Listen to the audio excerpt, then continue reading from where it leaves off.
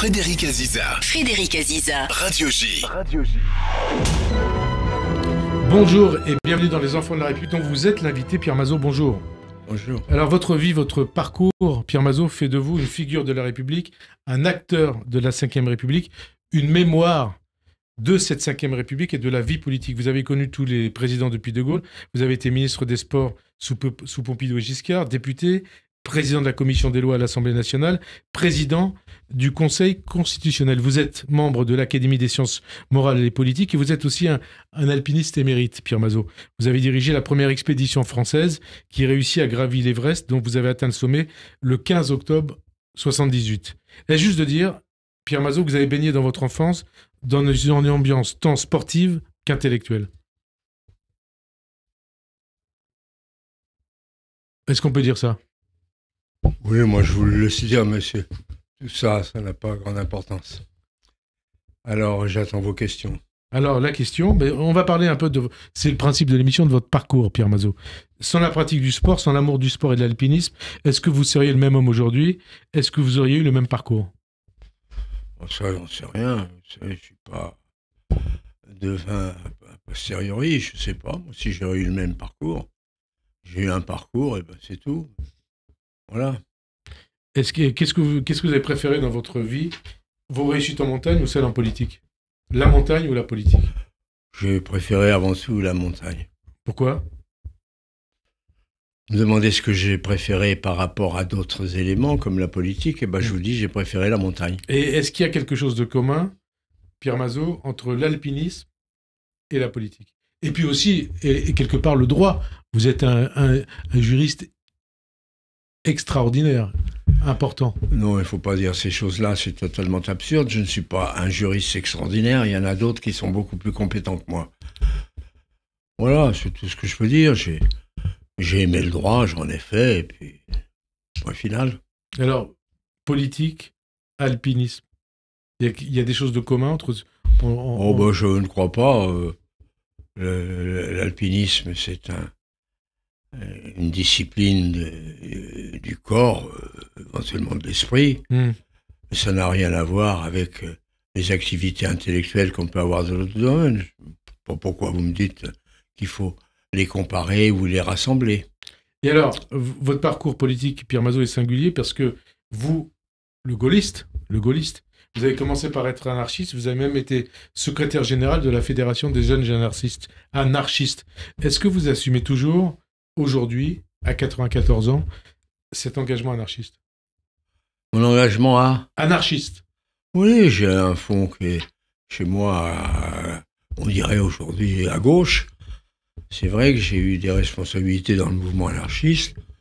À l'époque, quand on est jeune, on est un peu contre tout, un petit peu révolutionnaire. Mais j'ai gardé un certain nombre d'éléments au fond de moi et je l'ai prouvé dans la vie politique. Anarchiste par sens de la révolte ou par sens de la justice?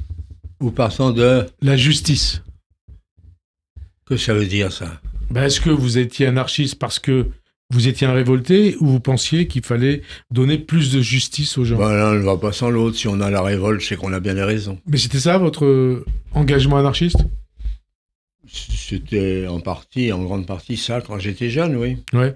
Et en fait, rien ne vous prédestinait, vous l'insoumis, quelque part, l'insoumis, à faire de la politique. Je crois que la logique aurait été que vous soyez professeur de droit dans la lignée de vos deux oncles, Henri et Léon Mazeaud. Oui, je n'ai pas été professeur de droit. Voilà. Ouais. Mais c'était pas... quelque part, vous auriez peut-être dû être professeur de droit. Quoi? Vous n'étiez pas prédestiné à être professeur de droit? Non. J'ai préparé l'agrégation. J'ai arrêté parce que je faisais beaucoup de montagne. Et puis je suis rentré, j'ai passé le concours de la magistrature, je suis rentré dans la magistrature, quoi, au final. Je ne suis pas écarté du droit, donc. Et alors, quels sont les personnages, les rencontres qui ont marqué votre vie et qui ont fait de vous, Pierre Mazeaud, une figure de la République, une mémoire de la République? Non, mais vous exagérez par figure de la République. Qu'est-ce que ça veut dire, tout ça? C'est ce que vous avez compté, vous comptez dans l'histoire de la Ve République. Oui, sans doute. Il y en a peu comme vous. Oui, non, dans la mesure où vous le dites, je vais finir par le croire. Enfin, je le crois pas tout à fait. Mais enfin, non, mais c'est tout, quoi. Oui. Et alors, tout commence aussi, Pierre Mazeaud, par l'école républicaine dont vous avez été un enfant. L'école républicaine de votre enfance, Pierre Mazeaud, est-ce qu'elle existe encore? Bon, je crois que les choses ont quand même évolué et on peut demander ça à n'importe qui, mais c'est pas la peine de le demander à moi. Mais l'école aujourd'hui de 2025 ou 2024 n'est pas l'école de 1929. Et qu'est-ce qui manque à l'école aujourd'hui? Oh, ce qui manque, il y a beaucoup de choses qui manquent. Je ne peux pas vous dire. J'ai simplement beaucoup de tristesse de voir que à l'école les choses ne marchent pas bien, que voilà. Et d'ailleurs tout le monde s'en plaint. C'est donc qu'il y a bien des raisons. Et alors, l'école, la République, la Ve République, à quand remonte votre souvenir le plus lointain de la Ve République, Pierre Mazeaud?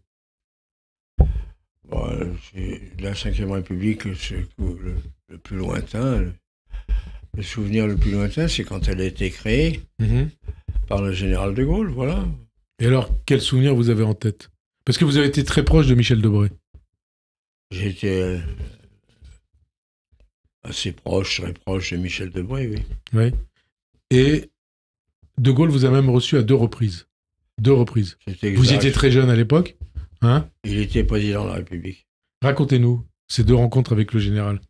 Oh ben, le général m'avait vu parce que c'était des élections à Limoges où je me battais beaucoup et on parlait un peu de moi comme un battant dans la vie politique, comme gaulliste.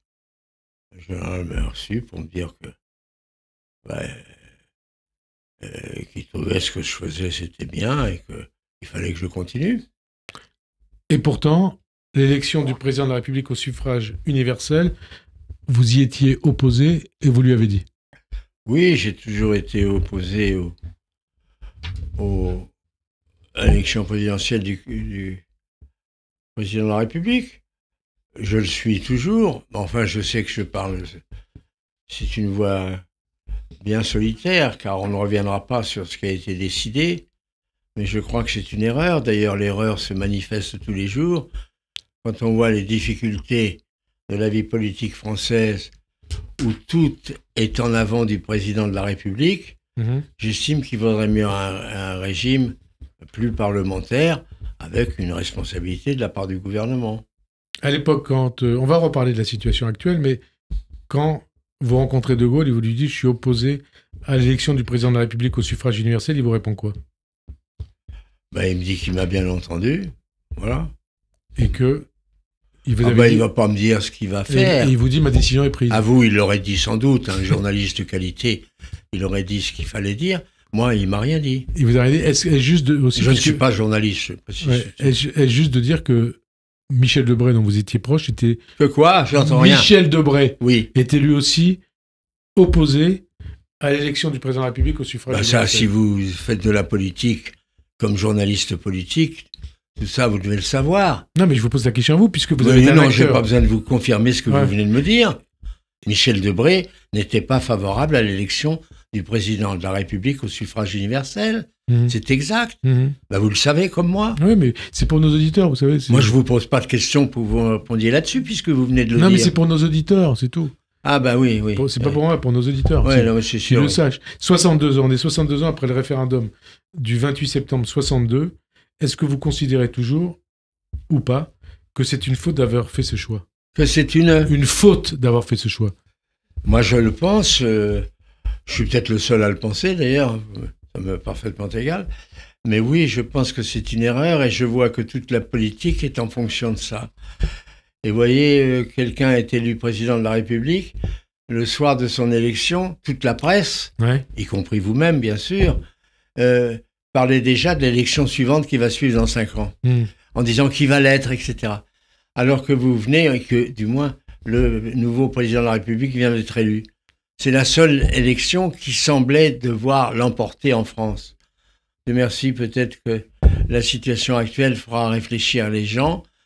Et il faut certes un exécutif fort avec un gouvernement fort, mais est-ce que c'est un président de la République tel qu'on le concerne aujourd'hui? On le considère. Aujourd'hui, on considère que c'est plus un arbitre, que c'est un homme qui doit faire tout seul.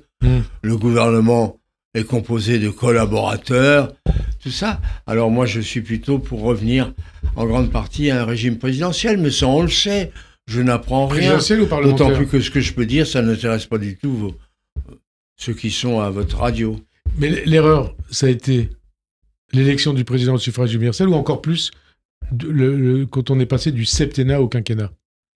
Oui, c'est d'autant plus regrettable le quinquennat que c'est concomitant avec la durée du mandat électoral législatif à l'Assemblée nationale, et c'est une erreur, oui.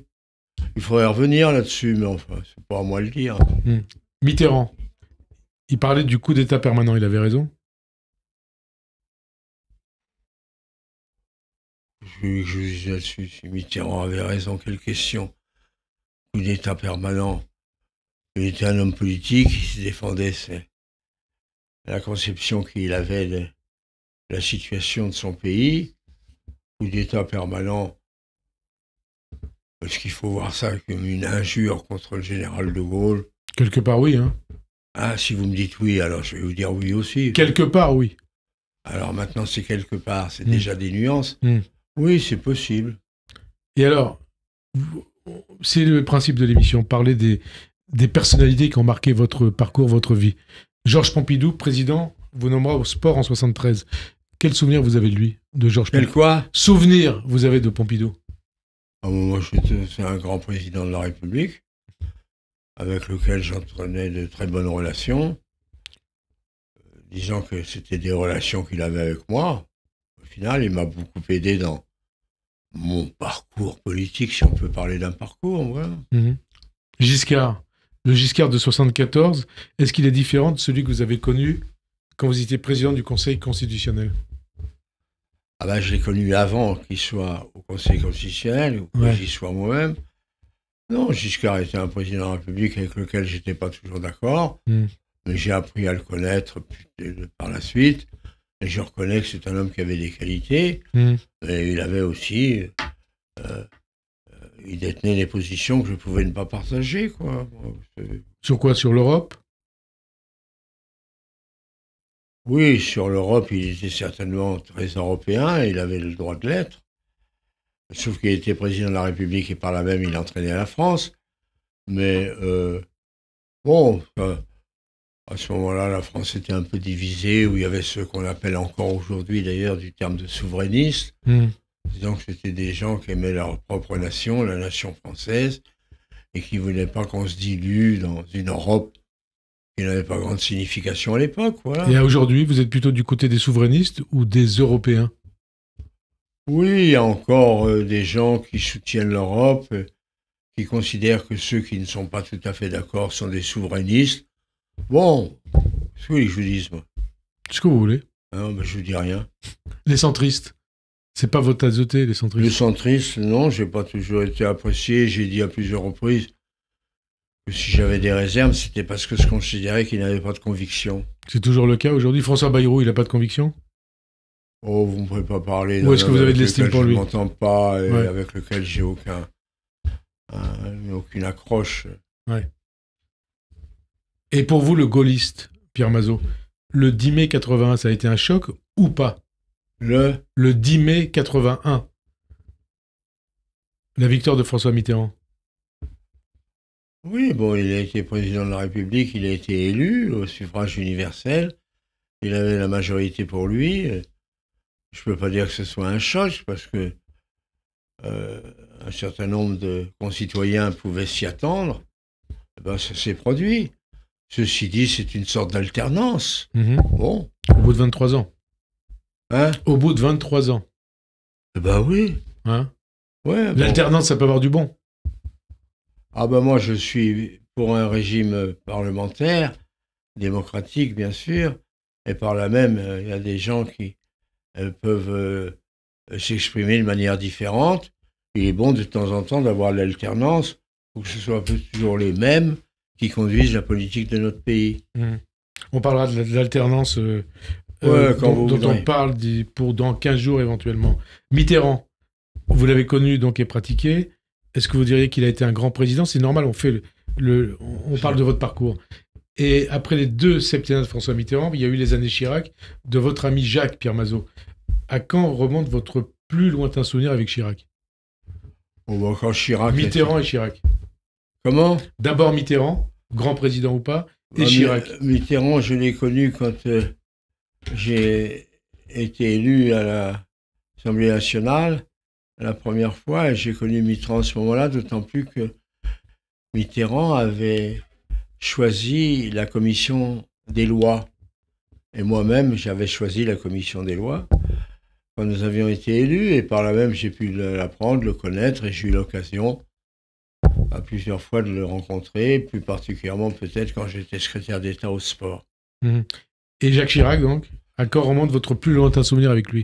L'époque des jeunes loups, comme on a dit. Oui, c'était l'époque où nous étions lancés dans la politique, dans le Limousin, à la demande de Georges Pompidou. Et Jacques était candidat en Corrèze, moi en Haute-Vienne. Et nous avions placé des jeunes, des amis, dans les différentes circonscriptions qui composent ces différents départements. Corrèze, Creuse, Haute-Vienne, le Lot. Et alors, vous êtes l'un des rares survivants, Pierre Mazot, à avoir connu les 7 présidents de la Ve République. C'est vrai, mais mon âge en est là un petit peu la justification d'une preuve si j'avais apporté une preuve. Et alors, justement, il y a une question. Est-ce qu'il y a un point commun? Est-ce qu'il y a des points communs entre De Gaulle, entre Pompidou, Giscard, Mitterrand, Chirac, Sarkozy et Macron? Alors, il y a un point commun, c'était une évidence, ils ont été élus président de la République. Et en dehors de ça? Ce ne sont pas les mêmes hommes, avec les mêmes idées, les mêmes sentiments, les mêmes émotions. Il faudrait demander ça à un spécialiste de la sociologie pour répondre à la question que vous posez. Mais vous êtes la mémoire, une mémoire de la 5e. Non, mais ça, c'est des expressions que vous employez, mais je ne suis pas la mémoire. Une mémoire, je dis, une mémoire. Ah, une mémoire. C'est déjà une nuance que j'apprécie. Non, bon, ben voilà, quoi. L'état de la France aujourd'hui, Pierre Mazot, 2024, qu'est-ce qui vous inspire? Qu'est-ce que vous inspire l'état de la France de 2024? De 2020... D'aujourd'hui. Ah, je suis triste, parce que je trouve que tout ce qui se passe est affligeant. Voilà. C'est-à-dire affligeant? Une question plus précise. Affligeant. Alain Perfit que vous Non, avez... je veux bien prendre un dictionnaire à Larousse pour vous dire ce que ça veut dire. Alors, je précise les choses. Alain Perfit, qui était aussi votre ami, Alain Perfit. Qui? Alain Perfit.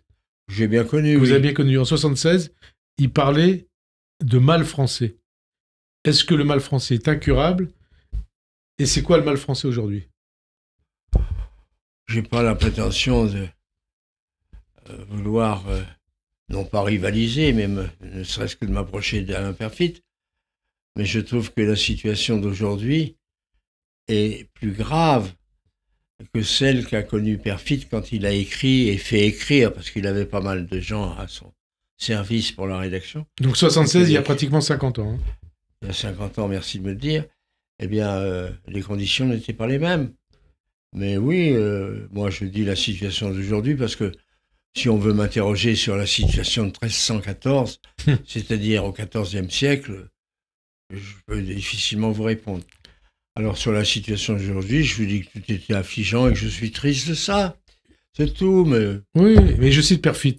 Comment? Je cite Alain Perfit. Pourquoi ce peuple vif, généreux, doué, fournit-il si souvent le spectacle de ses divisions et de son impuissance? Est-ce que vous avez aussi ce questionnement aujourd'hui? Oui, ce qui se passe tous les jours, et plus particulièrement depuis une quinzaine de jours, ou même pas tout à fait 15, depuis la dissolution, tout ça, je reviens, me conduit à considérer que tout est affligeant. Alors je réponds par là même à votre question. Et alors, justement, la dissolution, Pierre Mazot. Comment? La dissolution. Oui. Vous étiez opposé à la dissolution décidée par Jacques Chirac en 1997. Alors j'ai même lu que vous lui avez dit « Je vais te foutre un point sur la gueule » à l'époque. Oui, je ne parlais pas au président de la République, qui était Jacques Chirac, je parlais à celui que je considérais comme mon frère. Et vous lui avez dit quoi? Vous venez de le dire, alors... Non, mais c'est bien ça. Non, c'est bien ça. Alors d'accord. Ouais. Mais je lui ai dit ça parce que je le pensais profondément, Ouais. dans la mesure où je suis contre une dissolution. C'est dans la Constitution. Ouais. C'est un droit exclusif au président de la République. Mais il y a des dissolutions qui sont dites des dissolutions de convenance. C'est-à-dire qu'on le fait dans son intérêt. Et je crois qu'aujourd'hui, la dissolution de M. Macron est une dissolution qui est de convenance, elle aussi, comme en 97, mais pour d'autres raisons de convenance, dans la mesure où aujourd'hui, M. Macron, sentant que la politique lui échappait, qu'il perdait des contacts avec Françaises et Français, il a précipité les choses et il a dissous en se disant « Je veux une élection législative très rapide », considérant par là même que la gauche ne pourrait pas s'unir en si peu de temps. Or, à mon avis, il s'est trompé parce que la gauche, même s'ils ne sont pas toujours d'accord entre eux, c'est quand même uni pour l'élection prochaine. Et on risque ce qui s'est passé en 97, où Chirac, ayant dissous, a eu 5 ans Jospin comme Premier ministre. Et je pense que M. Macron, aujourd'hui, va se trouver en face de difficultés plus importantes que celles qui l'ont pourtant conduit à la dissolution. Voilà. Donc, Emmanuel Macron a eu tort de dissoudre. De quoi? Il a eu tort de dissoudre. Je considère que c'est une faute, oui. Une faute grave? Écoutez, ça c'est aux journalistes, les grands spécialistes comme vous, de dire si c'est bien ou grave, ou peu grave, ou assez grave. Voilà. Moi je dis c'est une faute. Encore une fois, je peux prendre le dictionnaire pour savoir ce que dire le mot faute. Ouais. Et alors, quelque part, on a l'impression que vous pensez que le président a joué une partie de poker avec cette dissolution? Avec une partie de poker? Cette dissolution, c'était ça? Oui, je pense qu'il y a une sorte de partie de poker. D'ailleurs, je prends ça chez des gens que vous devrez reconnaître comme des gens tout à fait compétents, c'est-à-dire les journalistes, dans la mesure où ils l'ont écrit eux-mêmes, en parlant de partie de poker. On peut dire ça, oui. Il s'est dit, je perds ou je gagne. Et il pensait gagner parce que, je répète, il était convaincu que la gauche ne pourrait pas se former en bloc comme c'est à l'heure actuelle, ça s'est fait. Alors, à mon avis, il s'est donc trompé, parce que même s'il y a le Front populaire, on sent bien qu'il y a des difficultés au sein même des formations politiques entrées dans ce Front populaire, et qu'il n'est pas certain que ce Front populaire ne tire pas les conclusions de cette unité qu'il a. Et les conclusions d'une unité du Front populaire vont naturellement à l'encontre de séparer M. Macron quand il a joué au poker. Il a joué au poker. C'est législatif dans une semaine, premier tour, 2 semaines, deuxième tour. Elles vous font peur, Pierre Mazeaud? Comment? Elles vous font peur, ces législatives? Et est-ce que c'est les plus importantes depuis le début de la Ve République? Oh, je crois qu'on dit ça souvent au moment des élections législatives. Dans ce que si on dit, on va comparer, les circonstances n'étant pas les mêmes et ne permettant pas la comparaison. C'est sûr que ces législatives ont un intérêt tout à fait particulier, parce qu'on a bien senti, à la suite notamment des élections européennes, une montée du Front National, que d'ailleurs je ne parle pas des journalistes, mais toutes les sondages. Comment? Les sondages démontraient qu'il y avait une montée du Front National. Et ça veut dire qu'aujourd'hui, d'abord, sur quoi ça peut déboucher? Est-ce que la victoire du RN, du Rassemblement National, est inévitable ou pas? Ah, c'est difficile de dire, est-ce que c'était inévitable? Non, la victoire du RN. La victoire de... Ah, pour demain? Ouais. Ah bon, je croyais que vous parliez du passé, on se comprend mal. Non. Enfin, c'est pas la première fois, donc c'est pas dramatique. Non, oui, moi j'ai des inquiétudes pour l'avenir, je vous l'ai dit. Je trouve que la situation actuelle, oui, c'est un élément très affligeant. et que des gens comme moi, déjà d'un certain âge, peuvent avoir certaines tristesses, ayant eu le bonheur de connaître de meilleures périodes politiques pour notre pays. Bon, mais on verra bien ce qui va se passer.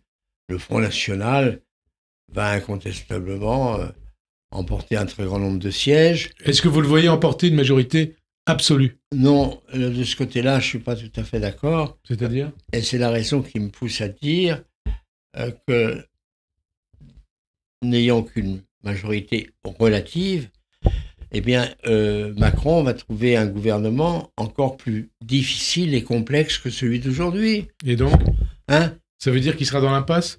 La France, ce sera le chaos? Et ça veut dire que, oui, je ne dirais pas qu'on est dans une époque de fou, puisque c'est le président de la République lui-même qui l'a dit, mais c'est vrai qu'il va, lui, se trouver dans une période particulièrement difficile, et pour sortir du chaos, pour éviter de drames encore plus complexes et plus graves, je suis de ceux qui ont considéré qu'après une dissolution que je condamne, mais elle a eu lieu, je m'incline, mais on risque un gouvernement encore plus complexe que celui d'aujourd'hui, donc une situation encore plus difficile, et que pour arrêter ces difficultés graves pour notre pays, et par là même ses répercussions sur l'Europe, et voire même dans le monde, eh ben, je suis de ceux qui pensent que le président de la République se doit de démissionner. Donc si, le 8 juillet, donc le président... Vous allez lui donner peut-être 24 heures pour réfléchir. Non, mais donc diront plutôt que le 8, ça serait le 9 juillet. Oui, non, mais si donc la situation est compliquée pour lui... Que les choses soient claires. Oui, si la situation est compliquée pour lui, après le 7 juillet, il n'aura qu'une solution, c'est de démissionner, Emmanuel Macron. Ah non, il en aura d'autres, il pourra continuer comme ça, ouais. On verra bien. Mais vous? Mais le mal s'aggrave. Moi, je vous ai dit que je pense que la démission du président de la République, c'est une chose que je comprends d'autant plus volontiers que je la souhaite, compte tenu de la situation de la France à l'heure actuelle. Il n'a plus possibilité de dissolution. Certains parlent de l'article 16. Vous y croyez, vous, à l'article 16, les pleins pouvoirs? Non, pas les pleins pouvoirs en fonction uniquement d'une situation politique interne comme celle-ci. Ouais. Alors voilà, alors il veut bien rester à l'Élysée parce qu'il l'a dit. Il a dit d'ailleurs, je ne quitterai pas, je ne démissionnerai pas. Mais qu'est-ce qu'il pourra faire? Mais alors, on suppose... Qu'est-ce qu'il pourra faire de plus qu'aujourd'hui? S'il vous écoute, s'il démissionne, le président qui lui succéderait, ne pourra pas dissoudre, donc il y aura la même majorité à l'Assemblée. L'Assemblée aura la même... C'est sûr, peut-être que le visage de l'Assemblée nationale sera peut-être différent. À ce moment-là, dans la mesure où un nouveau président nommé par les Françaises et les Français, les plus radicaux en matière politique, calmeront peut-être leurs humeurs contre le nouveau président de la République élu. Moi, je pense que c'est... Vous savez, la Constitution donne beaucoup de solutions, mais dans la situation actuelle, c'est pas la Constitution qui peut répondre aux questions que vous nous posez. La Constitution, elle a parlé de la dissolution.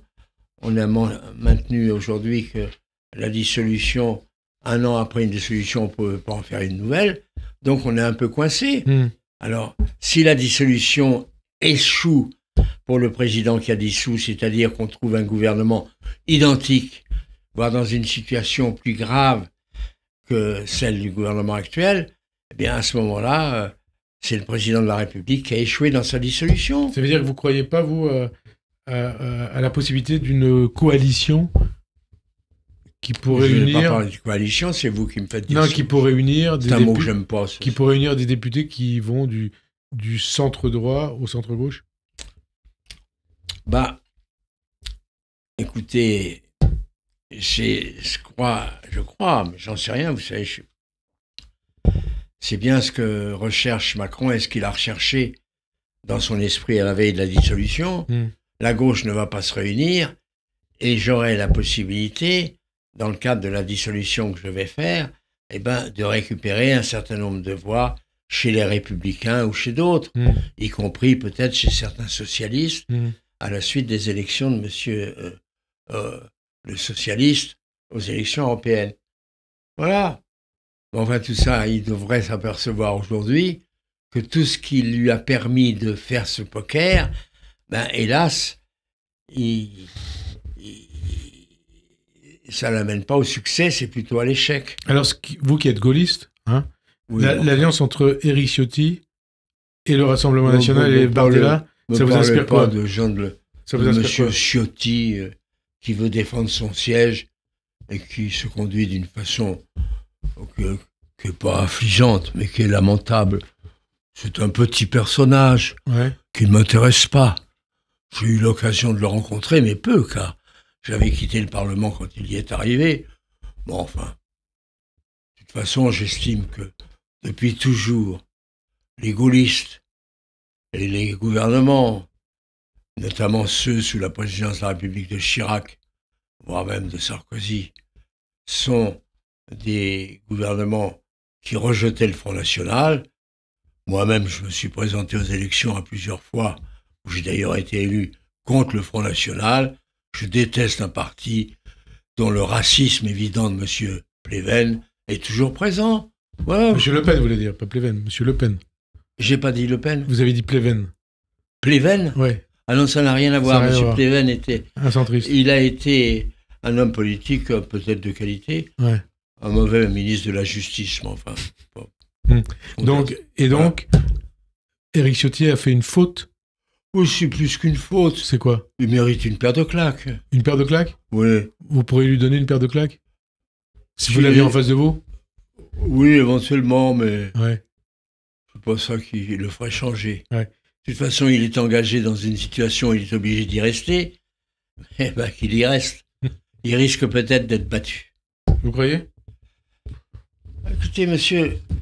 Quand je vous dis il risque peut-être, vous croyez, c'est-à-dire que vous mettez en doute ce que je vous dis, alors c'est pas la peine. Non, alors la cohabitation, vous avez connu, hein, celle entre François Mitterrand et Jacques Chirac, celle entre François Mitterrand et Édouard Balladur, celle entre votre ami Jacques Chirac et Lionel Jospin.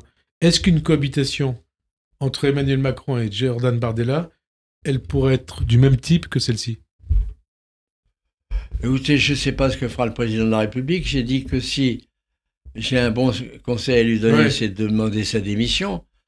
Maintenant, on commence à rêver, on fait de la science-fiction. Est-ce que vous croyez qu'une cohabitation avec Bardella, ceci et cela?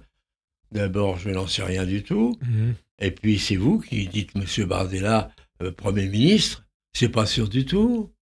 Remarquez, vous le savez parce que vous avez... Moi, je sais rien du tout, je vous pose des questions. Des éléments dont je ne dispose pas, n'est-ce pas?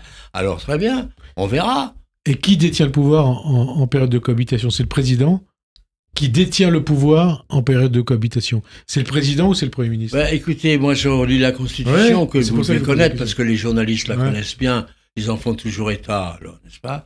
C'est le gouvernement qui détermine et conduit la politique de la nation. Donc ça veut dire... Les présidents de la République qui respectent les éléments de la Constitution les concernant sont des gens qui sont des arbitres, mais ce n'est pas des gens qui pensent devoir tout faire. C'est un peu ce qui se passe, et à mon avis, c'est peut-être une raison de la détestation d'un certain nombre de Françaises et de Français dans l'opinion publique qui sont éloignés de M. Macron. En matière de politique étrangère et de politique de défense. Oui. Est-ce juste de dire que c'est Jordan Bardella qui sera en mesure, s'il est nommé à Matignon, il sera en mesure d'imposer ses vues au président Macron? Ça demandez-lui à lui. Non, mais c'est vous, le constitutionnaliste, l'ancien président du Conseil constitutionnel. Oui. Est-ce que c'est le Premier ministre, en période de cohabitation, qui impose ses vues au président? Moi, je vais vous dire quelque chose qui va peut-être vous étonner. Je ne suis pas pour les dissolutions, je ne suis pas pour les cohabitations. Je préfère le temps où il y avait une majorité et une minorité, une opposition. Mais je reconnais que pendant les périodes de cohabitation, et notamment celle qui a suivi 97, c'est-à-dire Jacques Chirac et Jospin, Premier ministre, les choses se sont bien passées, où chacun est resté dans ses devoirs constitutionnels. Le président est un arbitre, qui donne les grandes orientations, et le Premier ministre exécute et effectivement tient compte des grandes orientations proposées par le président de la République. Voilà. Alors, bon, là, c'est une bonne analyse, à mon avis, de la Constitution, et je voudrais qu'on y revienne. Alors, par contre, une cohabitation avec M. Bardella, d'abord, j'en suis pas certain, c'est vous qui le dites, mais là, vous poserez la question, et il vous y a d'ailleurs répondu hier dans la presse, puisqu'il vous a dit qu'il n'acceptait d'être Premier ministre que s'il avait la majorité absolue. Et vous n'y croyez pas? C'est bien joli que les gens se disent « je veux bien être Premier ministre si j'ai ceci ou cela ». Mais qu'est-ce que c'est que ce monde politique? C'est pas comme ça que ça se passe. Hein? C'est pas comme ça que ça se passe. C'est pas comme ça que ça se passe. Voilà. Est-ce que vous dites, comme Dominique de Villepin, je ne sais pas s'il est encore votre ami, mieux vaut la gauche que le Rassemblement national? Non, mieux vaut Mélenchon que Bardella? Non, je ne dis pas ça parce que je suis contre les extrêmes. Ouais. Et donc, pour vous? Je crois que... Enfin, c'est le choix de M. Villepin que je respecte, mais je ne suis pas d'accord avec ce choix. Dominique de Villepin, qui s'y connaît en matière de dissolution. Comment? Dominique de Villepin, qui s'y connaît en matière de dissolution. Mais oui, puisqu'en 97, il a poussé le président de la République à le faire. Il a eu tort. Oui, je vous l'ai déjà dit. Et il est en mesure aujourd'hui de donner des leçons ou pas? C'est pas tout à fait une leçon qui le concerne. Dans ce qu'il vient de dire, et vous me l'avez dit, moi je choisirais plutôt la gauche que le Front National. Ça, c'est quelque chose qui le concerne. Mais moi, je ne parle pas en fonction de ce qui peut concerner Dupond-Durand. Ouais. Je dis, M. Villepin a tort de faire un choix entre les deux extrêmes.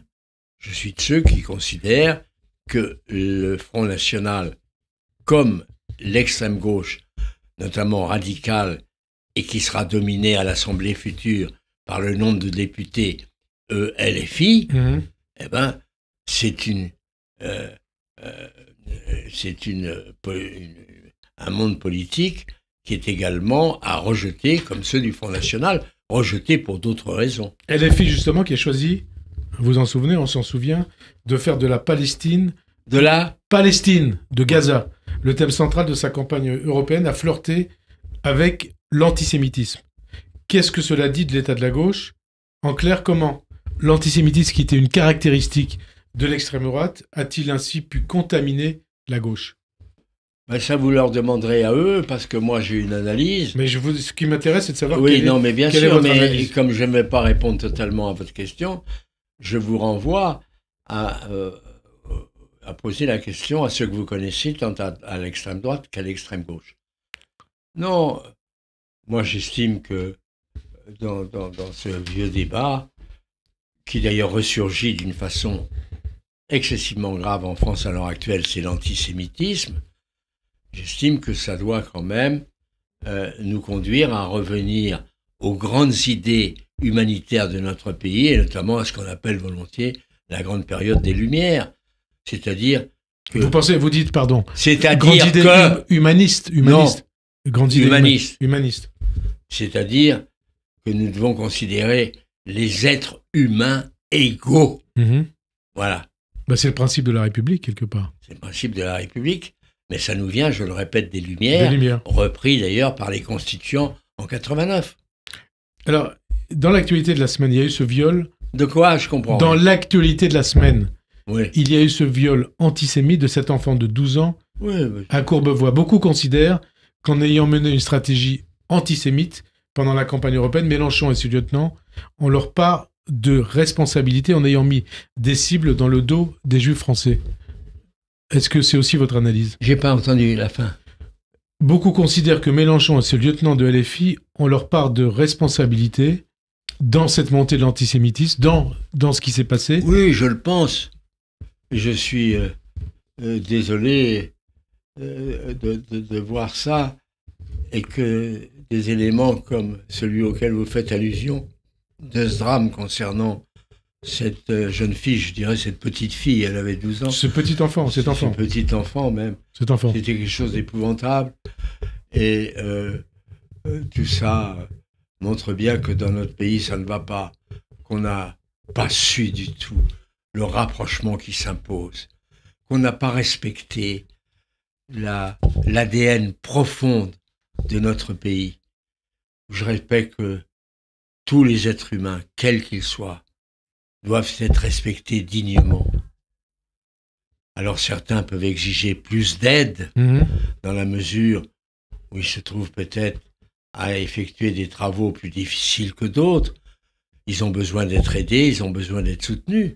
Ceci étant, s'ils rentrent dans la vie politique par le radicalisme contre le pays, c'est-à-dire la France dans lequel ils vivent, je dis ceux qui ne respectent pas les lois françaises, eh bien, ne doivent pas être sur notre terrain. Il faut les renvoyer. C'est là ce que je dis en ce qui concerne l'immigration. L'immigration, ça veut dire que ceux qui viennent en France, je parle de tous, non seulement les clandestins, mais même ceux qui ont des autorisations de travailler en France, respectent les lois de notre pays. Mais là, on parle de Français, pas d'immigrés. De Français, de gens qui vivent en France depuis des générations, qui sont nés en France. Des gens français qui sont nés en France, issus de l'immigration, mais qui sont nés en France. Issus de l'immigration parce qu'ils sont nés en France. Non, et qui sont nés en France. Oui. Donc on peut pas dire qu'ils n'ont rien à faire ici. Ah non, mais ceux-là, ils sont français, monsieur. Voilà, c'est ce que je vous dis. Ça n'a rien à voir avec ce que vous disiez tout à l'heure. Ouais. Ceux-là sont français. Je ne veux pas qu'on revienne, bien sûr, sur ce qu'on appelle le droit du sol. Voilà. Hein? Ils sont français, ils sont nés en France. On avait des raisons. Elles n'étaient pas toujours très nobles à l'origine. C'est parce qu'on avait besoin de main-d'œuvre, d'une population pour la guerre plutôt que. Oui, ça c'est 14, 18 et là après. Non, mais même avant 14, je peux me permettre de le dire. Non, mais moi je suis pour qu'on ne touche pas au droit du sol. On m'avait posé la question à l'époque, il y a longtemps, au sujet de Mayotte, où il y a un problème un peu particulier, c'est vrai, mais je maintiens que le droit du sol est un élément qui existe. Le Conseil constitutionnel ne l'a pas reconnu encore aujourd'hui comme un droit fondamental, mais je pense qu'il aura l'occasion, avec tous les débats d'aujourd'hui, de le reconnaître comme tel. 2-3 questions avant de conclure cette émission, Pierre Mazeaud. D'abord, qui est le plus dangereux pour la démocratie et pour la France? Comment? Qui est le plus dangereux pour la démocratie et pour la France? C'est Mélenchon ou c'est le tandem Le Pen-Bardella? D'abord, je vous mettez Mélenchon, alors je vais en mettre qu'un en face pour qu'il soit à égalité dans le combat. Eh bien, aucun des deux ne m'intéresse. Ouais. Je ne veux pas de M. Mélenchon, dans la mesure où je ne voterai jamais pour lui, et je ne veux pas M. Bardella, mais évidemment, ma position en fonction de considérations différentes que j'ai vis-à-vis de l'un et de l'autre. Second tour, RN, LFI, qu'est-ce que vous faites? Second tour, RN, LFI, Rassemblement National, LFI, vous faites quoi? Je sais bien que c'est un problème qui intéresse les journalistes, ils posent la question là-dessus, en faisant leur propre Bible. Moi, je dis que je suis contre les extrêmes, et que je ne ferai pas comme M. Villepin, vous m'avez posé la question tout à l'heure. Je rejette l'un comme l'autre. Autre chose, autre question qui n'a rien à voir avec ça. Vous êtes un juriste. C'est ça, alors allez-y. Hein, qui est reconnu en France et dans le monde. Qu'est-ce que vous a inspiré la décision de la Cour pénale internationale concernant Israël? D'abord, je vous répondrai, monsieur le journaliste, que la Cour internationale n'a pas encore répondu, c'est le procureur. C'est le procureur, la réquisition. C'est pas la même chose. La réquisition. Il faudrait que les journalistes fassent un petit peu de la réquisition du CPI. Alors, oui, moi, je suis un peu scandalisé par, d'abord, le fait que le procureur fasse connaître son avis. Mais enfin, il l'a fait. Mais scandalisé de l'avis lui-même. Bon, tout le monde, je crois, reconnaît qu'au mois d'octobre 2024, il y a eu cet épouvantable drame qui était le plus dramatique après la Shoah. Vous voulez dire drame antisémite? Le Hamas a tué des gens qui avaient dansé ou qui habitaient dans les kibboutz autour de la frontière. C'est tout à fait scandaleux. Le Hamas était considéré d'ailleurs à l'époque par un mouvement terroriste.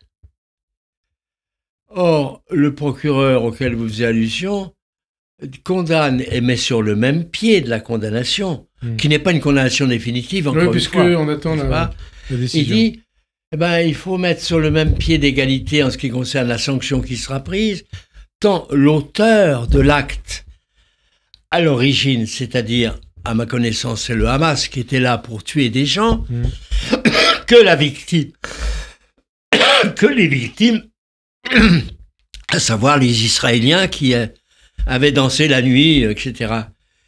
Moi, je suis un peu scandalisé, même totalement scandalisé, car quand même, si on met sur le même point les auteurs et les victimes, on se demande pourquoi on n'a pas, je sais pas, je vais peut-être dire, ça vous a pas une aberration dans la mesure où les circonstances ne sont pas les mêmes, mais pourquoi on n'a pas condamné Monsieur Trudman d'avoir lancé la bombe atomique? C'est une question.